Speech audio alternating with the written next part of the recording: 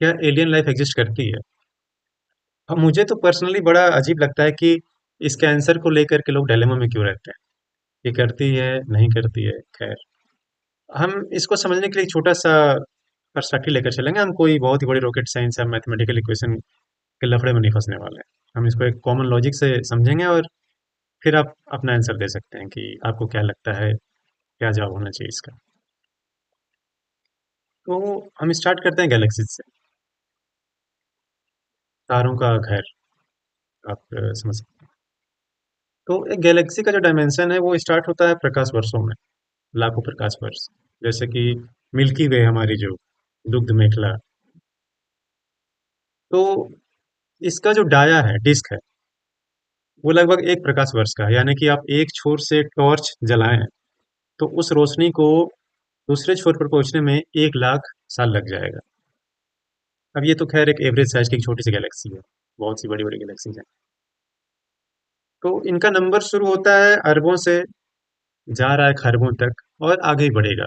ये हम observable universe यानी कि जितना अभी तक हम समझ पाए हैं, जितना देख पाए हैं, उसकी बात कर रहे हैं। और इन अरबों खरबों गैलेक्सीज में अरबों खरबों स्टार्स हैं। सन जैसे हमारा है एक स्टार, और इन स्टार्स के उसी मल्टीपल में आप ले सकते हैं 8 से 10 से 12 से 20, आप और ही बढ़ा सकते हैं, ग्रह हैं। और हर एक प्लेनेट का एटलीस्ट वन मून आप रख सकते हैं, और ये संख्या बढ़ती जाती है। जैसे कि आपका सैटर्न है तो उसके तो 2 डिजिट 3 डिजिट में मून जाते हैं, और काउंटिंग फिलहाल अभी जारी है। और आपका सैटर्न के साथ ये जुपिटर है, बृहस्पति। तो आप सोचो जहाँ पर ये अरबों खरबों की जो कैलकुलेशन वो मल्टीप्लाई हो रही है, यानी कि गैलेक्सीज उसी संख्या में है, उसी संख्या में स्टार्स हैं, उससे ज़्यादा प्लैनेट्स हैं, उससे ज़्यादा मून्स हैं। और इस तरह से हम समझ सकते हैं कि जब इतनी सारी पॉसिबिलिटीज हैं तो कहीं हमसे दूर ऐसी कंडीशन बन रही होगी जहाँ पर नेचर इतना सफिस्टिकेटेड होगा, जहाँ पर लाइफ एग्जिस्ट करती हो, लाइफ हो सकती है। इसका सबसे बड़ा एग्जांपल हम लोग खुद हैं। धरती है कि यहाँ पर अलग अलग फॉर्म में ओशियन के क्रिएचर्स हैं, धरती पर रहने वाले क्रिएचर्स हैं, हम लोग हैं, cold blooded, warm blooded, plants हैं, बर्ड्स हैं। तो ये 100%, मैं तो श्योर हूँ इस चीज़ को लेकर कि हाँ, ये पॉसिबल है, और ये है ही। हमारे ऑब्जर्वेशन में नहीं है, ये बात अलग है।